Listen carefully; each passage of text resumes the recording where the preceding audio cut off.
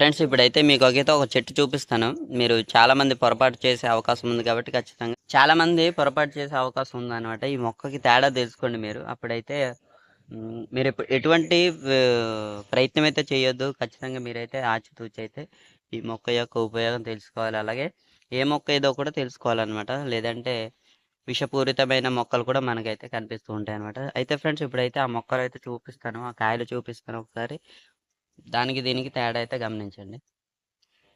చూడండి చాలామంది ఇప్పుడు లోపల పిప్పని లోపల నోటి లోపల పురుగులు తీసే చెట్టు అని చాలామంది చూపిస్తున్నారు. నేను కూడా చూశాను అనమాట ఆ వీడియో అయితే. అయితే ఫ్రెండ్స్ సేమ్ అవి కూడా ఇలాగే ఉంటాయి. చూసారు కదా, ఈ కాయలు కూడా ఆ విధంగానే ఉంటాయి అనమాట. కాకపోతే అవి కావన్నట్టు ఇది కూడా వంకాయ మొక్కలాగా ఉంటుంది సేమ్. అయితే చూసారు కదా, గుత్తులు అయితే కాయలు అయితే కాసినాయి అనమాట. కానీ మీరు ఏ విధమైన పొరపాటు చేసినట్లయితే ఖచ్చితంగా మీరైతే ఇవి విషపూరితమైనవి కావచ్చు. వీటి ఉపయోగం అయితే మనకు తెలియదు, కానీ సేమ్ అలాగే వాటిని చిన్న ముల్లంకాయలు అంటారు అనమాట మా భాషలో అయితే. చిన్న ముల్లంకాయలు అవైతే ఉపయోగపడతాయి. పిప్పన్నులో పురుగులు అయితే తీయడానికి అయితే అవైతే ఉపయోగపడతాయి. కానీ ఇదైతే మనకి ఎటువంటి ఉపయోగం లేదనమాట. ఇదైతే ప్లస్ ఏంటంటే మనకు ఇది విషపూరితమైన మొక్క కూడా కావచ్చు. కాబట్టి ప్రతి ఒక్కరు ఆ న్యూస్ చూసి అయితే చాలా మంది దాని మీద అయితే అదే ఆ న్యూస్ అయితే అంటే పిప్పళ్ళు లోపల పురుగులు తీయడం, అదే నోటి లోపల పురుగులు తీయడం అయితే అనుసరిస్తున్నారు చాలా మంది. అయితే ఆ వీడియోస్ అయితే చూస్తున్నారు.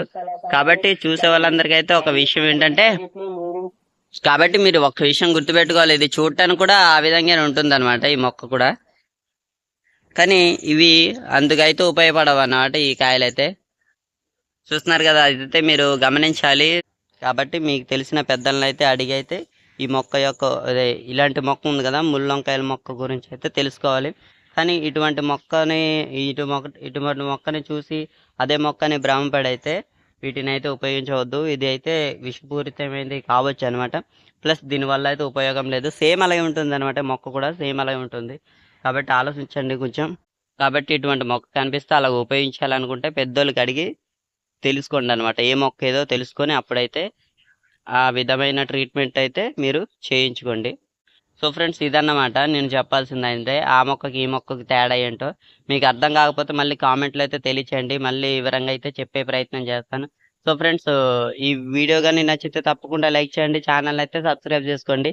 మరిన్ని మంచి మంచి వీడియోస్ అయితే మన ఛానల్లో చాలా ఉన్నాయి. సో ఫ్రెండ్స్ జై హింద్.